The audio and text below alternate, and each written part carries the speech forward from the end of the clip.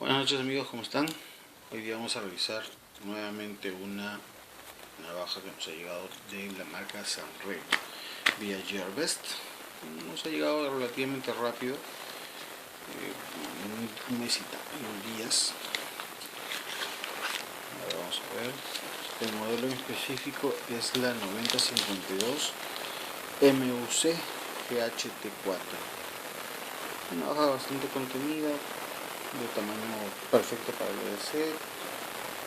Cuenta con el clip que es para, en este caso, para ambos lados,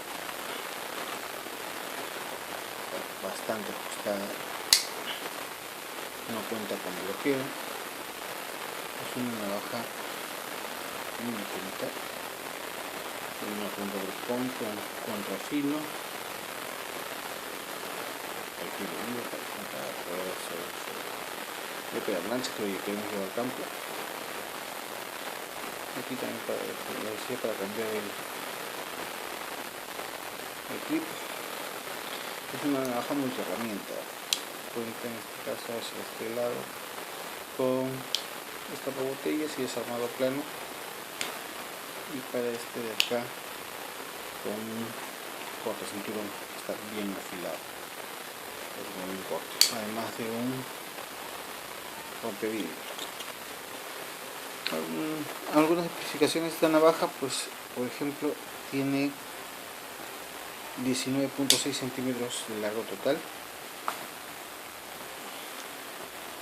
cuenta con 8.4 centímetros de lo que es el largo de la hoja.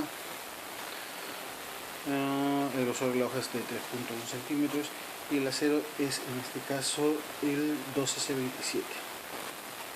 La hoja de estilo drop-on, como lo había indicado antes, y el acabado es un pulido en arena. El mango de esta navaja está hecho en G10, es negro, tiene buen agarre, tiene buen grip y el peso es bastante ligero, 110 gramos.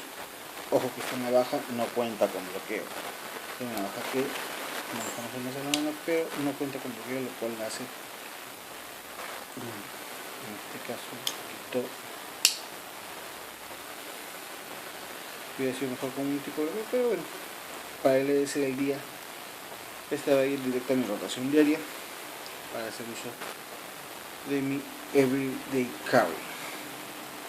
Eso es todo por mi parte amigos, y nos vemos en el próximo video.